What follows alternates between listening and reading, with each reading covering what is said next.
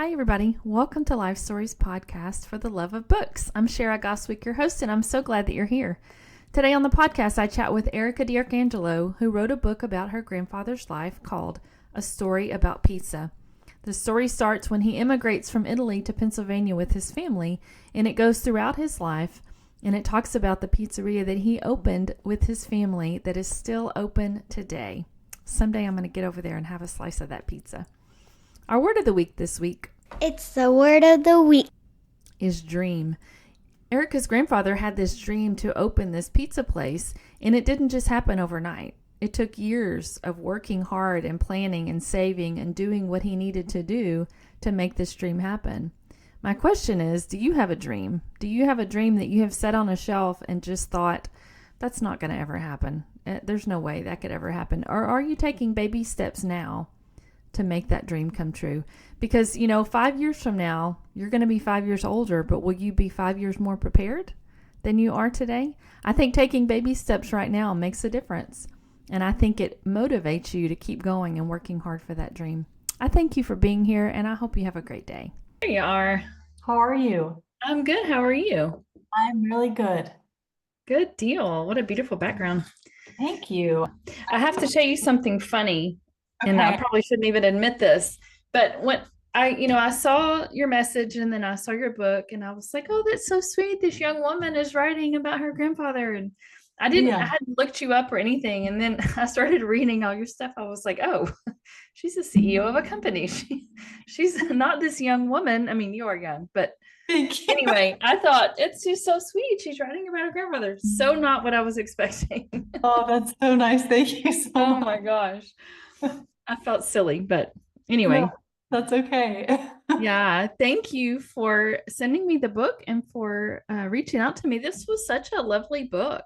Oh, And thank you. there's so many questions I have, but Okay.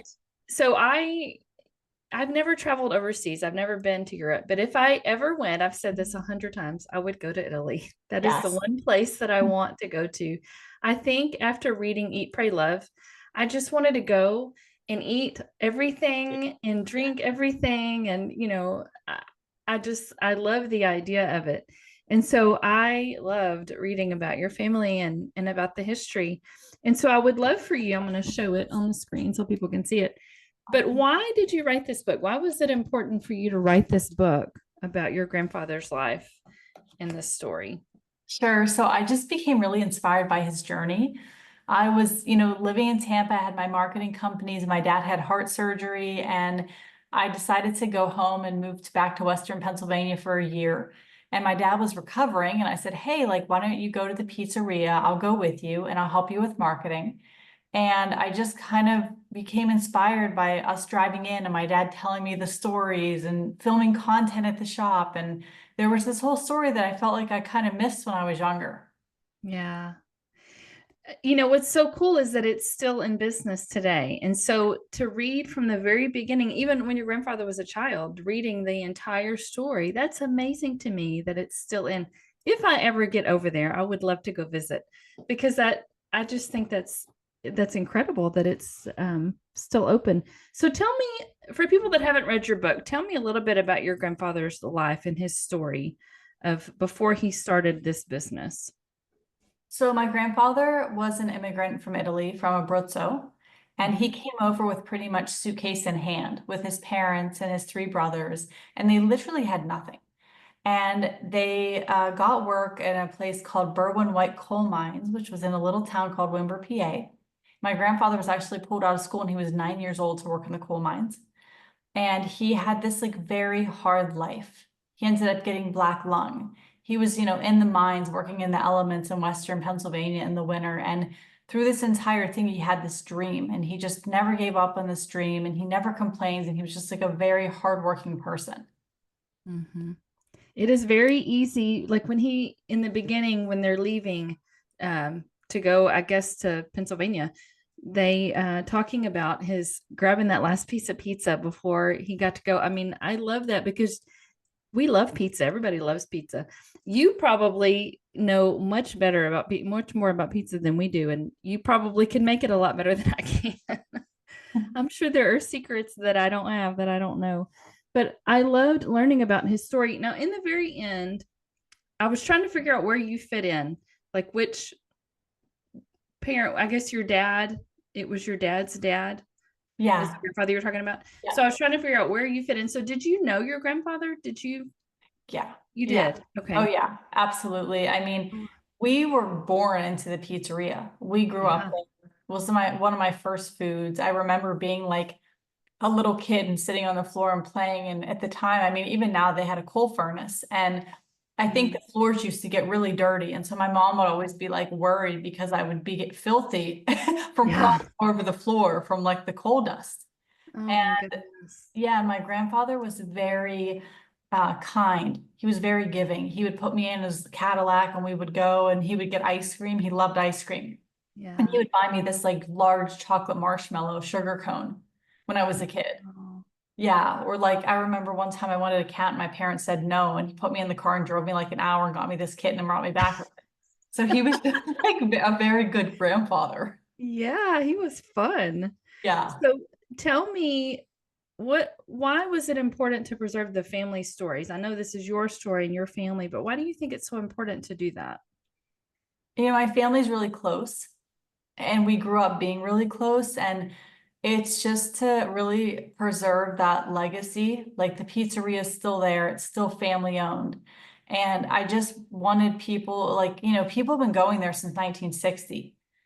And I just wanted them to kind of relive the nostalgia of being there. And I've had so many people who have texted me and reached out on Facebook and other places, and the book just really brings back memories for them. Yeah. So tell me about the pizzeria now. I mean, you grew up obviously being there. How has it changed over the years? What's different about it now than it was from when you were a child? Well, my grandfather started it and he did two pizzas. He did a plain and a pepperoni pizza, and it was a rectangular pizza. And then he always did like a meatball sandwich and a hot sausage sandwich. Well, my dad started going to Italy every year and he started bringing back recipes from Abruzzo. And so it kind of has evolved. And so we started doing like a round, thin Mike's pie. We started doing paninis. We do a homemade chicken cutlet for a chicken parm Wow. sandwich. Homemade meatballs that my Aunt Rose used to make. We have those. It's like in kind of like a hot pan with cheese, and then you have it with focaccia bread, which we do homemade focaccia bread. My Mhm. dad learned to make that in Italy. So Mhm. I feel like we've just taken more and more things from our heritage and sort of implemented those in the restaurant. Yeah. What is different about the pizza that is made in Italy than what is made in America, do you think? How about the ingredients? Well, yeah, probably. Yeah, I mean, no, is there like some sort of secret that y'all have that we just do not know about? I really think it's fresh ingredients. Like my Yeah. mom's a master gardener and she grows tomatoes and Wow. peppers and basil. And when you use those fresh, like organic Hmm. ingredients, you can really tell the difference. And then my dad uses this. It's an unbrominated, unbleached flour, which is a healthier type of flour. Hmm. We hand roll the dough every day. We grate the cheese. Wow. We make the sauce. Like, I think all these things are really important, not just in like our pizza place, but in general, to just really try to eat fresh food. Yeah, it does make a difference. It does make a difference. We do have a garden and I love being able to use, fresh stuff. It's not huge and we don't have everything, but I love being able to do that. My favorite thing is my herbs. I Yeah. have an herb garden in the front of my house and I will before everything dies when it gets too hot in the summer, I will take what I have left and dry it out and grind it and then I use it like as an Italian seasoning. So I have all, basil and thyme and oregano and all of them and I use it every day. I mean, I use it for everything. So I think you're right. I think that makes a huge difference. What do you think he would think about your book? I think he would be proud of it. I'm I, sure he would. he didn't say a lot, you know, he was like Yeah. really soft spoken, Yeah. very quiet, but he would get a smile on his face where you knew he was happy about something, and I feel like he would probably be smiling about it. Yeah. Did your dad love like reading? I mean, I guess because he told you the stories, but reading about all of it, I bet that was really neat for him. He really liked it. And, you know, he told me a lot of the stories. And then I interviewed him, and he was the first one who read the book and he gave me feedback. And it was really nice to have him involved in the process. Oh, yeah. That's Yeah. awesome. Have you been to Italy? Yeah. I was, Bunch. yeah, when I was a teenager, I was there I studied abroad for a summer. Oh, wow. Yeah, and then many years ago, my dad decided to take our whole family. So we have five Oh, kids that's in the nice. family. And then my sister's husband went, my daughter went. It was her first time in Italy. And then it Wow. seemed like after that, we sort of became like obsessed with going, and we went every year until COVID happened. Oh, yeah. That's Yeah, awesome though. Man, what an experience. Do you still have family over there? Do y'all have cousins? And yeah, yeah, in Abruzzo, actually. that's awesome. What are your favorite things about your Italian culture? I would say food, family, and traditions. Yeah. Yeah, all three of those things. Like for Christmas Eve, it's the Feast of the Seven Fishes. Hmm. So in Italy, most Italians eat seafood on Christmas Eve. I'm not sure where the seven fishes came from. It might be like an Italian American thing. Yeah. From the time I was born, my grandparents did that. And we had this huge feast at our pizza place. Like we closed Christmas Eve and we had family and friends, and we sometimes would have 40 or 50 people. And we would just invite Wow. pretty much everyone. It was a lot. It was huge. Yeah. And my family still does that. Like my dad still makes that every year. Wow. Yeah, I feel like it's something we'll do forever. That's amazing. Yeah, we have homemade raviolis on Christmas Day. That's another tradition that we have. So just Mm. these different things where it's really nostalgic, but also it's just like I look forward to that every year. Yeah, that's beautiful. I think when I think of Italian culture, and probably a lot of people, that's what we think of is definitely food. Yeah, Italian families are usually big families, but they're all usually close. yeah. And I totally understand. I think that makes perfect sense. What are your favorite Italian recipes to make? Do you cook at your house some of the same things that they make in the restaurant? I do. Sometimes I get a craving for something and I need to make it, but one of my favorites, which is a recipe in my book, is the pasta visual recipe. Mm, So when I was little, every Friday, my grandmother would make pasta visual, and she would yeah. just do like light red kidney beans, dark red kidney beans, kind of like a tomato sauce, but a little like a soup, ditalini, and then hot pepper seeds and Parmesan Reggiano cheese. Mm, It was so delicious. But my dad took this recipe and now he's sort of made it a hybrid. And he uses hot sausage, he uses the beans, he uses fresh vegetables from the garden, yeah. zucchini and carrots and celery, and he still uses the ditalini, but it's almost like a cross between a pasta visual and a minestrone soup. And it's Yeah. just my favorite. It's absolutely delicious. And that's probably the one that I get cravings for the most and I have to make. That's awesome. I forgot until you just said that. I forgot there were recipes in this book. And I remember when I was reading, I wanted to make the focaccia bread because I've never made that before. But I Mhm. remember the recipe in there. So I'm going to do that. Actually, we were talking about focaccia bread last night. We went out to eat, and the appetizer we had that. So that's going to be the next thing I make. I'm I excited love it. about that. So, Yeah. what is up next for you? I've seen online that you were doing some other things with this book. Some a children's book is coming out, or a series Yeah. or something. What I are you have What are you doing? I have a 12 book children's series. Wow. Yeah, the first one's coming out. It's actually available for pre-order now, but it's out on February 9th for National Pizza Day. Oh, neat. Yeah, it's called Pietro's Pizza, and Uh-huh. it's just about a little boy who immigrated from Italy and how he loves pizza. Wow. Yeah, and then the next one we're doing is on pizza toppings, and then the third one is out around the holidays, and it's about Italian Christmases. That's awesome. You're so smart.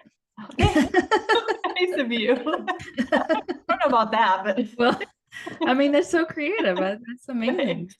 I love it. And then so when I saw the digital stuff online, was that just the graphics for the picture? I mean, for the book, like the pictures? Yeah, Okay. yeah, it Those was are so illustrated. cute. Oh, the illustrator that I have, she's amazing.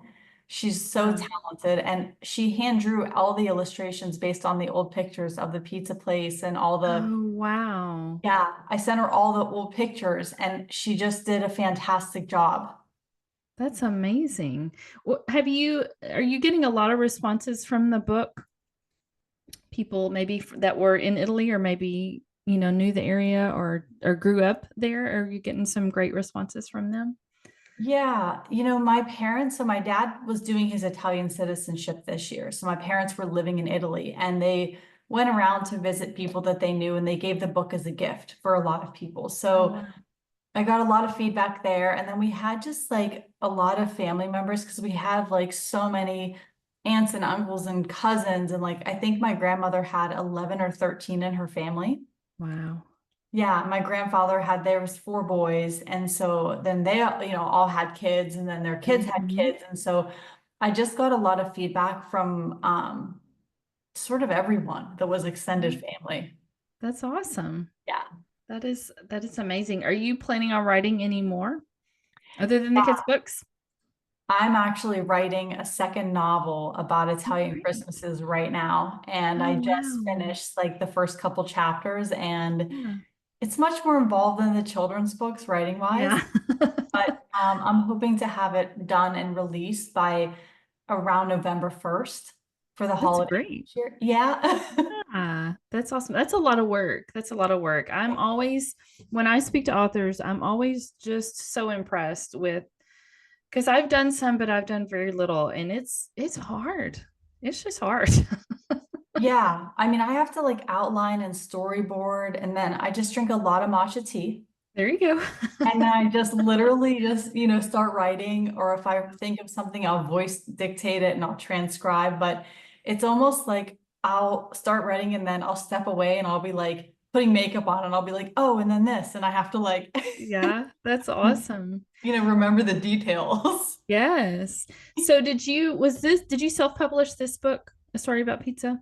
I You self-published a did. story about pizza and I self-published so far the children's series, but Yeah. I'm talking to a literary agent now for the next book. And Yeah. I have to see if it's going to be the right Yeah. fit, but it could work. It could, absolutely it could. I love, like I said, I talk to a lot of authors and I always ask about their publishing process because everybody's is different. Everybody's is different. I had a friend, or I mean a girl that I met on here who she didn't want to do self-publishing. She was taught, told not to do self-publishing. And so she explained her whole journey. And then I had somebody else who only has done self-publishing. So, you got to do what works for you, whatever works for you for sure. So, is there anything that I haven't asked you about? I feel like we've flown through all the questions. Yeah, we definitely have. I mean, if you want to talk about the publishing journey, we can talk about that. It's definitely an interesting, like having a marketing background and then trying to figure out how to market a book.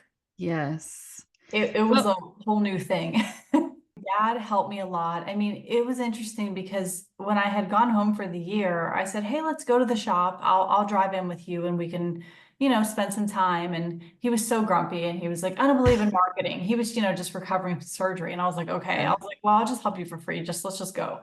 right. But, as we spent more time, my dad became like, he got very creative. Like he was like, let's renovate the building and let's hang the pictures and let's like, let's make sure that Yeah. everything's perfect on the menu and let's talk about this. And he was gonna get his Italian citizenship. So we went through all those documents. So it was just sort of like a journey.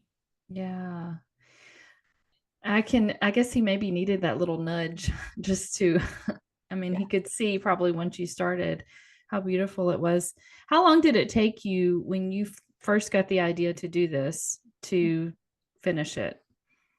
It took me about a year and a half, but I finished the book and I didn't know what to do with it because I'd never written a book. So I just let it sit for Mm. about 4 months. And I was like, Wow. what do I do with this now? And it was Yeah. like you and I talked about like, do I self-publish? Do I find an agent? I Right. was a brand new author. I have a marketing career. I have nothing online that shows I'm an author. So I had to really build it from the ground up. Like, okay, how do I build my author profile and what, Yeah. events and podcasts and press and what do I need to do to move into this new career, I guess. Yeah. It's a lot. It's a Yeah. lot. And that the marketing part is the hard part. My daughter has a marketing degree, and so she's the one I run everything by. She tells me, "Don't do that. Don't do that. Do that." She's just good at it. When you have that brain, you know how to do it, and I don't have it. So She's good at it. So to me, a year and a half is pretty fast, I think. I mean, maybe it's not. It seems like pretty fast to have it done and ready to go. So what happened after you were ready? Like after that year and a half, what did you do? I started looking at agents and different companies, and then I sort of decided that a lot of the time that what I got was like, we help you with the marketing. And I thought, well, I don't need help with the marketing. I can do the marketing.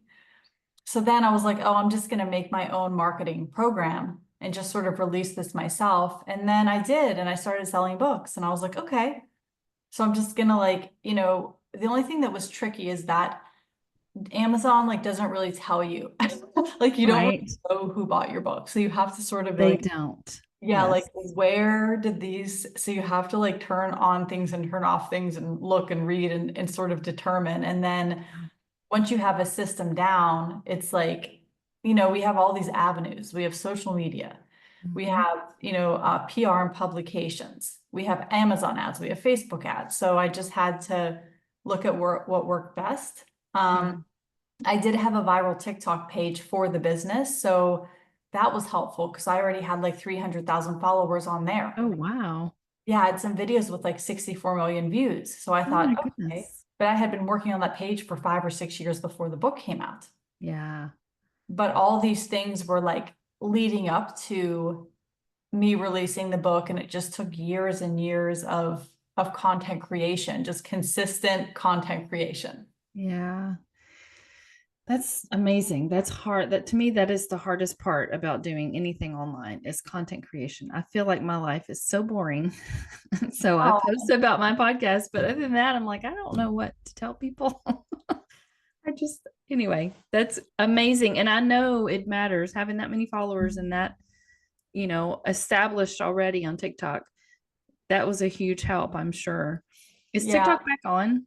Is it back on or? it's back Okay. on. And Okay. the funny thing was on TikTok is like I had tried a bunch of different things, and I think like you, it's like, oh my gosh, what am I gonna film here? And what ended up doing it for us was pizza cutting. Like I would stand in Oh, the kitchen, wow. I'd film pizza cutting. They sell 100 pizzas every night. I just video pizza cut after pizza cut after pizza cut. And for whatever reason, I think it's called ASMR, where you have like the sounds, Yeah. those went viral. Oh my goodness. That's amazing. Yeah. And so sometimes like the thing that is the most simple works the Hmm. best. But at first I was like, should I make, like, should I do interviews? Like, what should I do here? Right.